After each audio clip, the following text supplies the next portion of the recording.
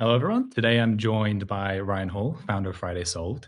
We've known each other for, what is it, like 3 years now? Something like that. I've recently started working with you on a new project to help transform the way that you deliver your coaching and consulting methodology. And in the past 90 days, you generated an additional £100,000 in cash collected with this new model. And so today, all we're going to do is we're going to break down where your business was, what changed, and the lessons that you've learned along the way for the benefit of everyone watching at home. So, Sounds Ryan, good. thank you so much for being here. Thanks for having me. I'd like to say good to see you, but it's not like I don't see you regularly enough already. Exactly. Awesome. I mean, let's start with just a bit about yourself. Who are you? Who's Friday Solved? And what is Yeah, it that you do today? no problem. So, who am I? I'm Ryan. I'm the founder of Friday Solved. I have been running agencies and consultancies for 24 years now, although probably want to stop counting the numbers because the numbers now starting to make me feel really old. Always been revenue responsible in every role that I've had. Obviously, as a founder, you become ultimately revenue responsible. Have had two exits. The last exit saw me land in Accenture, who were the acquiring business, of which I spent 3 years in as part of the earnout, but also learning interesting things at that scale as well. So have ran businesses from very small to medium to large, and I don't think they come much larger than Accenture these days. But post Accenture, I fell into, which is a natural thing, um, being a board advisor for agencies and helping them drive their business forward. As part of that journey, I built lots of frameworks and methodologies and modules to help move those conversations forward a little bit. And that's really where Friday Self came from, because what I'd realized I'd designed, which was based on previous experiences and getting sales working the right way around, because there's absolutely a wrong way around to do sales as well, as you well know, Sean. Um, Realize what I'd built in these frameworks and what I'd kind of created along the way in my previous businesses, unconsciously, like solving sales and marketing. And that was the seed of the idea and the seed of the proposition and the seed of the kind of methodology that Friday Solved was born from. Now, 3.5 years later, Friday Solved is an industry leading consultancy, solving sales. That's how we turn up to market. But the interesting thing about that, of course, with any agency or consultancy, it's very people orientated. So you are effectively putting people in selling time. So it's very difficult to get away from that. As much as we're an outcome oriented business, we look at value based pricing in the way that we go to market commercially. You are still trading money for time, no matter how we look at it. And that's where our conversation started around this, really, wasn't it, Sean? Hmm. Yeah. What was it like? Because it must have been, what, 2020, 2021, when you first started taking this seriously and coaching people. What was it like starting a business around that time?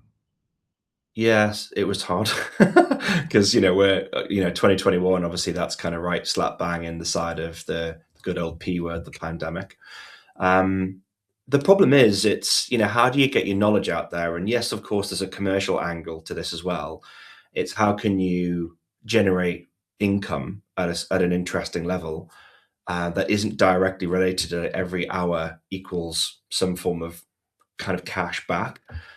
But how it felt was great because, uh, maybe unbeknown to me, I'd collected a lot of knowledge along the way, right? Hmm. Sometimes it's difficult to reflect on actually how much maybe you do know, and you need someone to help you reflect on how much you do know and how much you didn't expose. But it was really rewarding because working in that kind of coaching, consultancy, kind of non-exec advisory style role is incredibly rewarding when you get to work with the right people and the chance to share your knowledge and help someone else move their business forward and see the impact that you can have just by going, do this, try this, think about this, follow this model, fill out this methodology, whatever it may be, is massively rewarding. But the rub always, when you're in this kind of solopreneur space and the coach, the individual consultant, you always come back to that. I was going to say trap. I mean, it is a trap. I'm not saying it in a negative context, but it's always 1 hour out, income back kind of thing. So you're always like trapped in that very binary model. Yeah, I think a lot of people find themselves in that space. Why would you say that is? Like, what gets them stuck there? Because you're trading time. I mean, that is the fundamental component of the business model.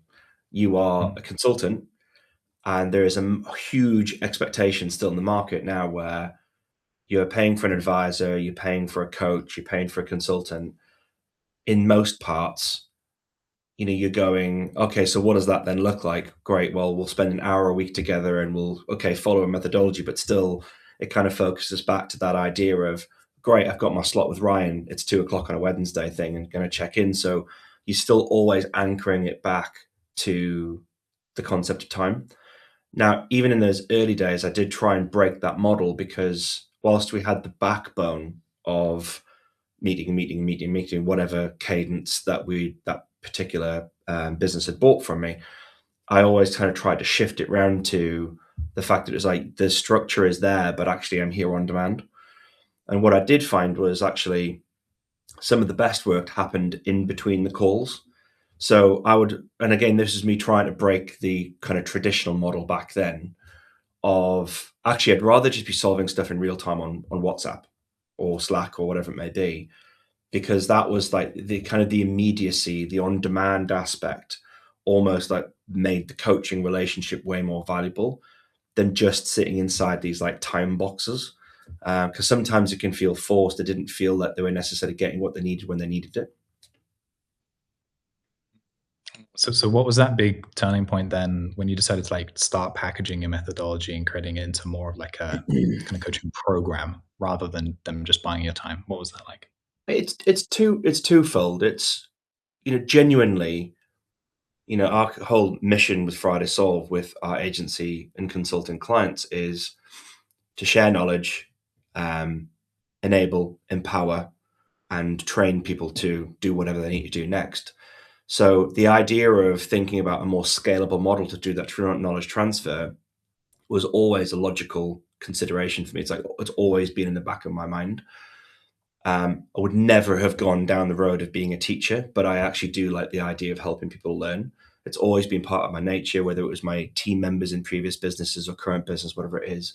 So that idea of being able to knowledge transfer at scale and lean back on core methodologies, core frameworks as the backbone of it, but being able to have a relationship with people who want to learn and take charge and have the right attitude to solving sales and marketing and driving themselves forward was incredibly rewarding. Of course, there's the commercial angle as well, because actually you at that point you're able to then break the unit of time kind of anchor, as it were. And actually, you do have this opportunity then to reach more people in one go, which we've done through various other channels, free, whether it's content, written content, video content, whatever it may be, webinars. Like we've always done that, but this was an amazing opportunity to amplify that at even more scale, but like give people the value at the same time, like structured value. Yeah. Yeah, and I guess it's worth noting as well that like you're no longer a single person, right? You've got like a whole team behind you, Yeah. which is an amazing thing, which I've had the pleasure of working with and being part of. Um, what would you say to people who are kind of in that solopreneur stage and they're trying to they're kind of weighing up their options, like should they hire a team, should they go that service route and kind of go up market, or should they consider packaging up their frameworks, or do both? Because I mean you're at a point now where you're doing both, so you've got both Yeah. options. But like what do you see as the maybe the limitations of both sides and the advantages of both sides? What I'd say is there's lots of coaches, lots of consultants out there, right? Um, but the really good ones have a very clear view of what their methodology looks like. They have had proper experience and they have a methodology because of that experience. It might not necessarily be as well locked down, written down, defined perhaps as where we're at as a business. And that's no criticism. It's just that we've been on a journey to like industrialize that. But those high quality coaches and consultants have it. That's why they're high quality and they've had the experience to justify the ability. So for us, we naturally moved into industrializing those methodologies and frameworks, but going to market with it as a consulting offer. And I'm not saying there's a right way and a wrong way, because we could have probably very easily gone down the scaled option instead of the consulting offer. It's just like, for me, the consulting option was just so natural. It's the journey that we took. But what I would say is one of them for sure always feeds the other, because the fact that we've done the consulting offer first and then this scaled learning opportunity second just means that we've proven at significant scale the potential outputs, outcomes, and benefits of anyone who comes to this kind of more scaled learning opportunity. That's just the way that we've done it. And I think you probably could have still proven the model the other way around. What I would say is, like, if you're already doing consulting, like, you should really like ratify that offer very quickly. Try to set in stone as much as you can what that version of the methodology is. And look, you're probably always going to, if you are already doing coaching and consulting, you're going to continue to do that anyway. But for me, it's like, it is the same offer, at least it was for us anyway. Why not get to the packaged offer, the scaled offer, the learning based offer, and do those two things in tandem, because they are like intrinsically linked. There is no different offer for us. A client that wants consulting, probably because of scale and size in their business, is getting fundamentally the same operating model, methodology, framework, belief system, kind of business change that those in our academy are getting. The difference is they're getting like a very, very, very white glove personal view, and actually we're doing the work in the background for them. But the businesses that have come into our academy are still getting significant value. And it's not like they're getting a diet version, far from it. The only thing is, because it's a slightly different pricing model and it's scaled and it's delivered through a slightly different mechanism and experience, they've got to do the work in the background. But again, we're there to support them. So it's the same product, it's just a delivery mechanism. One is much more scalable, one is much more intimate, and it just depends on what business wants, whichever, well, our clients, what they want as a business. Yeah, that's great, because now you have that choice, right? And now almost any type or kind of size of business that comes to you, you have an option for them. And I think, if you rewind to 9 months, 12 months ago, we're very focused on the consulting side. Were there any, like, what was going through your head at that time? Like, as the leader of the business, you're trying to think about, like, okay, how can we scale this thing? What were the bottlenecks that you were experiencing? The bottleneck, yeah, as a consulting business that's trying to grow, is always in that kind of people dynamic challenge. You're always going, we want to grow, therefore you're on the seesaw of like, to grow, we need more revenue. But then it's Mm. like, how can you hire in time? Like that perfect timing, which no one ever gets right, by the way, like ever, right? It's like, oh, we think this is going to land, therefore let's quickly hire. But the hiring always takes longer. You never get the pushing the button on the hire right. It's either too early or too late. And then the Mm. deal, we all know, like, deals are slip and slide. Sometimes they come forward, but more likely they're going to go back. So, that kind of growth trajectory for a consulting and people-based business is quite difficult. Getting incoming revenue, existing revenue, and then your people component balanced, it's really difficult. So the benefit of being able to reach many people through one framework is incredibly appealing. And again, there's, let's just be honest, right? There's an amazing revenue benefit for us as a business. We're speaking to this many people, and we're having to operate the model like once, almost, not quite, but almost once. Whereas, that's a great opportunity, and it's much more predictable as well in terms of the way that you need to deliver it. Versus, are we going to win it? Are we not going to win it? When's it starting? We don't know when it's starting. Have we got enough people? Who's going to resource it? Oh my god, this project's dragging, therefore the resourcing is busy. So it's quite a difficult balance at that point. And that's me saying that with a team. It's worse if you're a individual coach, solopreneur, non-exec advisor, strategic advisor, whatever it may be, because you don't have anyone to bounce back. So like, you do seem to like lurch from feast to famine that little bit more when you are on your own. With the team, the problem is magnified because you've got people to worry about. But actually, when you're on your own, it's like, actually, how much of this stuff can you really get to at any one time? Because time is finite. You're only one person. You're delivering stuff. You're trying to market yourself. You're trying to manage pipeline. You're trying to service existing clients. Like, there's lots of plates to spin. So it becomes a quite complicated conundrum. Yeah. Yeah. And I think it was about this time you discovered school, and I was talking about it as well. Mm, And we kind of sent it back. It was an idea that we were like throwing back and forth a lot, mhm. right? Um, do you remember the moment where you were like, you know what, this actually might make sense? Like what was that kind of go moment for you? And then we start working together on it. I think the go moment for me for sure was a long time ago going, actually, the methodology underpinning everything that we do or anything that we do was robust enough, and Mm, we felt that we'd stress tested it, we'd optimized it, like, it was in such a strong position. Arguably, I left it too late by that point.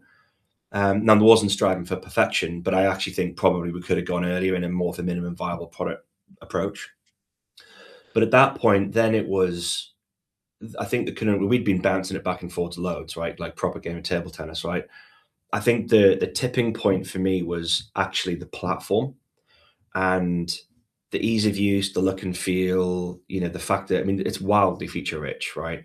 And as someone who's becoming more and more someone, like, I feel like a laggard at times because, like, the technology landscape is moving so fast, even though I've had technology businesses, it felt like such an amazing tool that was so easy to use, easy to administer, easy to access, that it was the tipping point for me was like the school.com platform. Once we'd found that and looked at it, because obviously, we'd been looking at the platforms, and originally the original idea when we decided to do it was we were going to leverage high level CRM, if you remember, which is our kind of CRM of choice. It's what we have in our business, and it's incredibly feature rich, and it has a community function in there.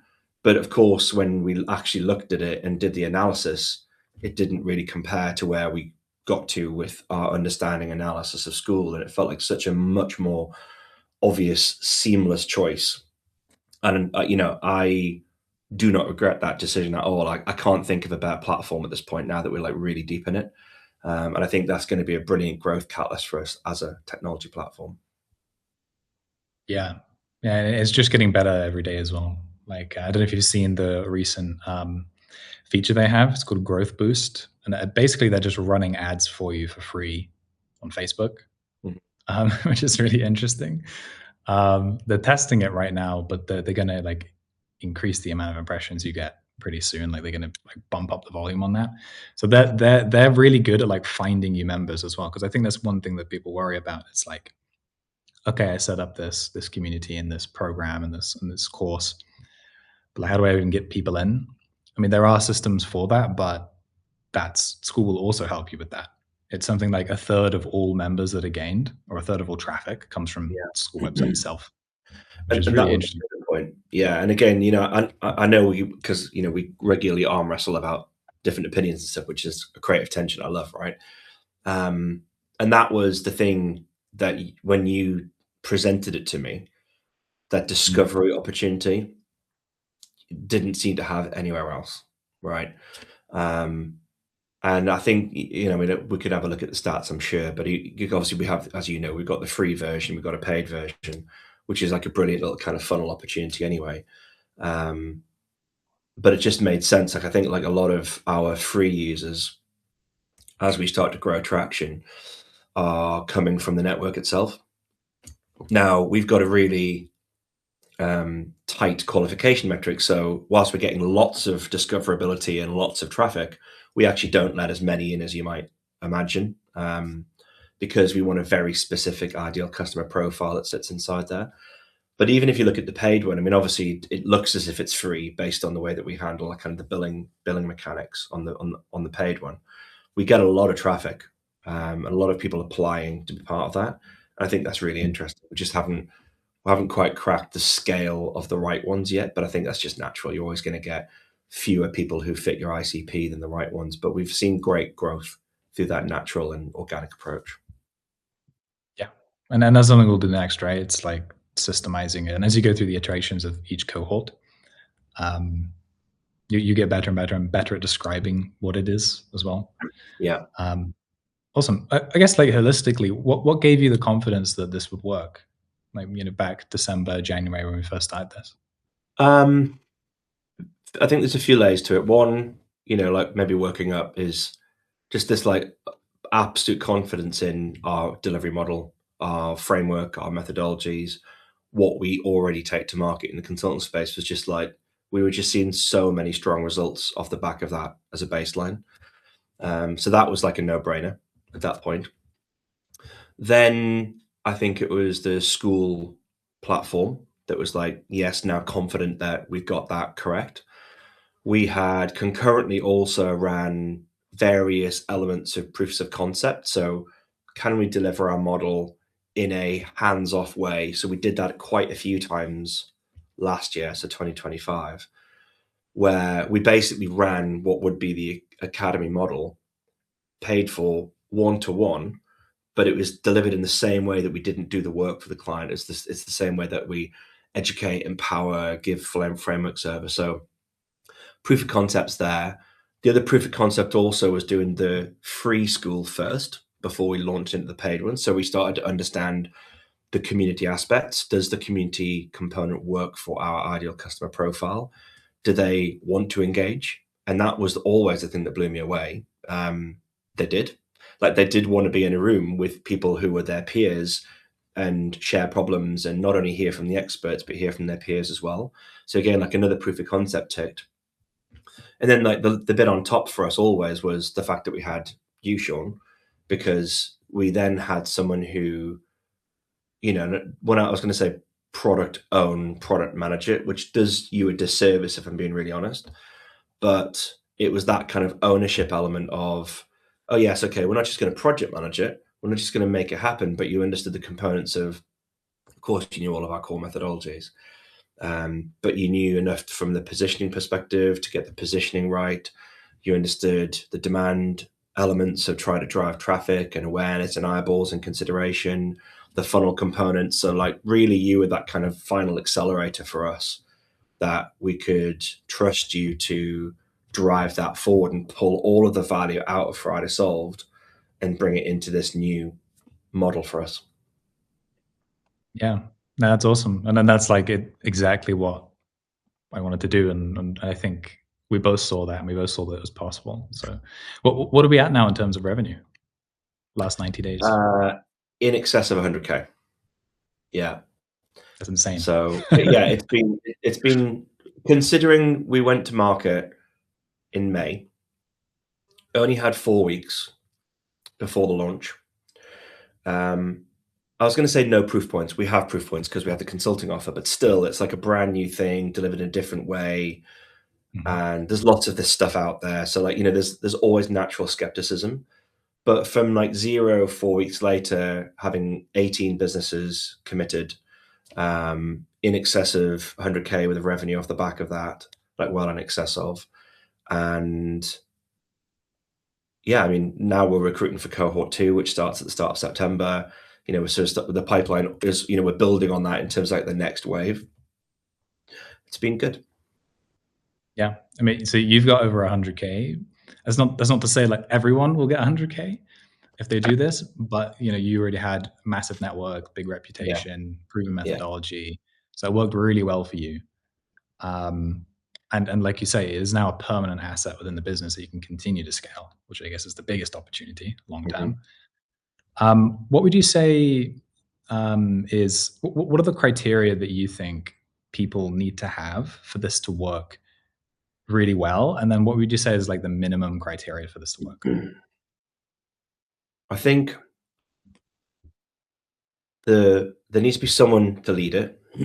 So that consultant or solopreneur or coach or strategic advisor needs to have kind of a very clear viewpoint on the market. Um, I would say niched to an appropriate level. There's loads of talk out there like niche, niche, niche, niche, niche, but like I'm kind of like in the middle when it comes to niching, right? So I think you need to have a clear enough of that's niche enough, but not crazy, crazy niche. There has to be the essence of a framework and a methodology to build upon, but I don't think you necessarily need it built because, well, you could do that. I know you had a Mhm. lot to play with us, but I think the reality is as long as there's enough of a seed of a framework and a methodology there, it can be built upon, which is great. And I think the person running it needs to have like the right level of credibility So the face of the program needs to have the right level of capability and credibility to see it through. Which, they're table stakes for sure. And look, I mean, I know the market. I know the kind of coaching, consulting, non-exec space. Like, there are lots of good people out there that would be appropriate for sure. I think Mm. it's definitely worth exploring, definitely worth considering, and at least getting some external eyes on what you might be sat on.